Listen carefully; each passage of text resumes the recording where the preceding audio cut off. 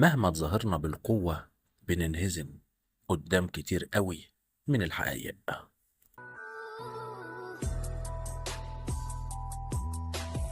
زي إننا بنكره القسوة واللي بيتعامل بيها، بيصعب علينا غيرنا، وبنتأثر بالناس وبمشاكلهم، بنحط نفسنا مكانهم لو وقعوا في مشاكل وبنشيل همومهم. بيصعبوا علينا في الشوارع، في المواصلات، بنفكر فيهم وبنسأل نفسنا دايما هما ازاي ممشيين حياتهم كده، ده رغم اننا مش مرفهين ولا حاجة وحياتنا فعليا فيها اللي مكفيها. حقيقي مهما تظاهرنا بالثبات والقوة فقلوبنا ما بتعرفش تقسى، ولا بنعرف نكبر دماغنا من الناس.